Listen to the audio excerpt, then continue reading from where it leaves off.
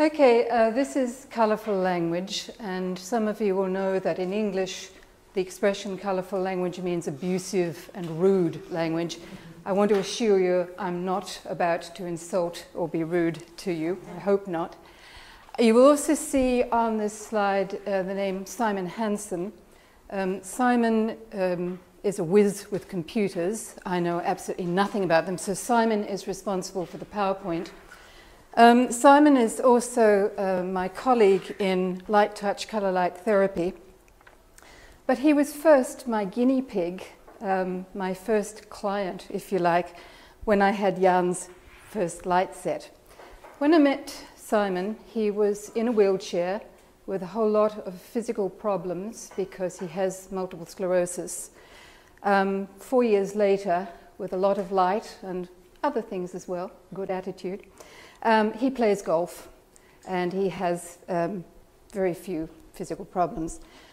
He has also been inspired to take the training himself, and he is now a qualified Samasatti Light Therapist. So that's why Simon is there. Now, why did I get it into my head to do something on language? Well, there were two incidents. Let's see if this will work.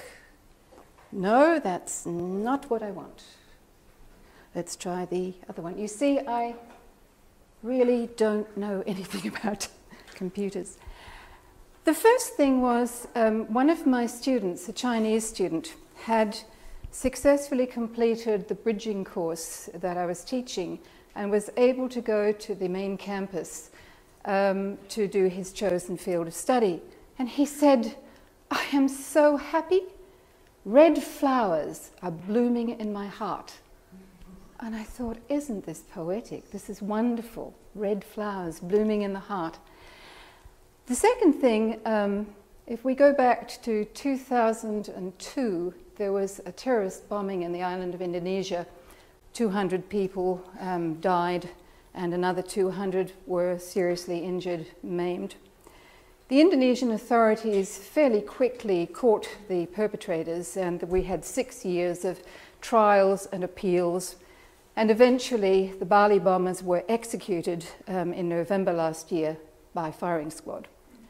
Within minutes of their execution, the people who supported them said their martyred souls are being taken to heaven by green birds.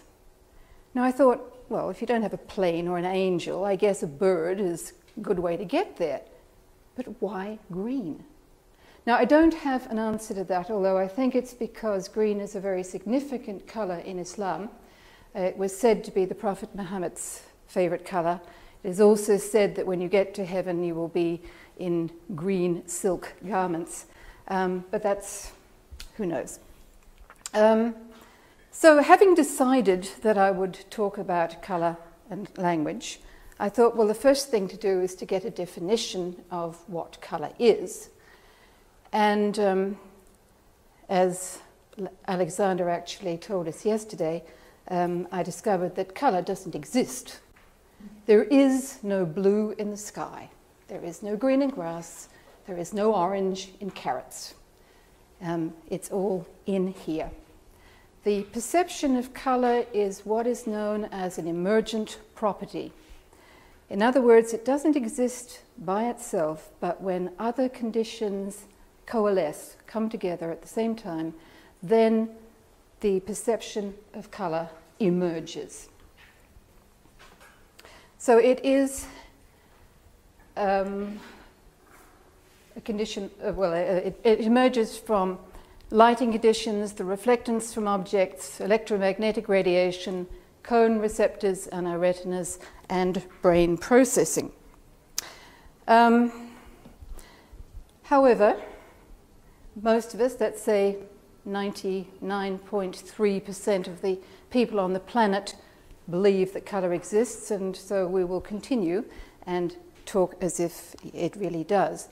Now, I say 99.7, there's probably 0.3% of the people on the planet who don't have the same colour perception. And since we are in Greece, let us use some Greek words to talk about these things. First of all, there's synesthesia. Syn meaning together, sthesia, feeling. And these people see objects and colours, but at the same time they might smell them. We have 2 twins that come to our practice, and whenever we put yellow light here on the corpus callosum point, their eyes go down, they go, roast pork again. It could be that they taste things, and again there's another colour that Simon uses with these girls, and I don't remember which one it is, but they'll say, French fries. You know, they can taste that while seeing the colour. Some people may have a sensation. Other people may hear a particular sound. Now, there was an Australian concert pianist, Macmillan, who died a couple of years ago.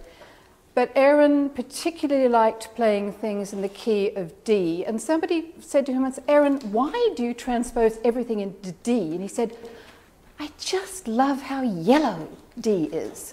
I feel so happy with that. So it is. So let's look at some of these other people. Some people suffer from, or experience, maybe it's not suffering, chromatopsia, colour, opsia, seeing.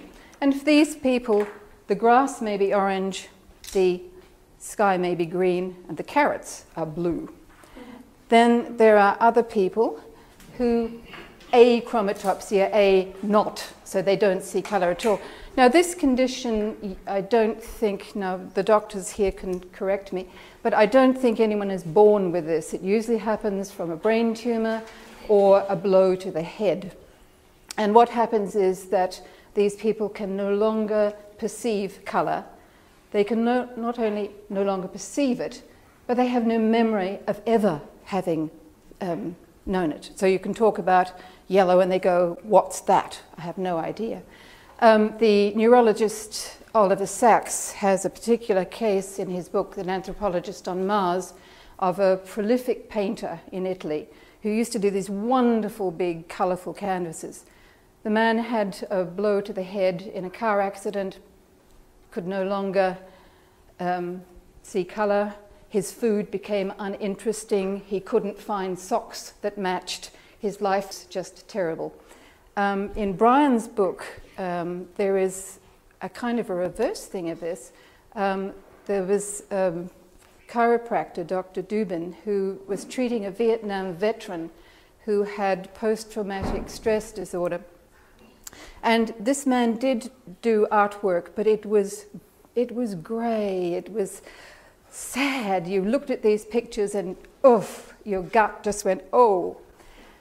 Dubin treated this man with 30 sessions of light, after which he was painting lovely, big, colourful canvases again.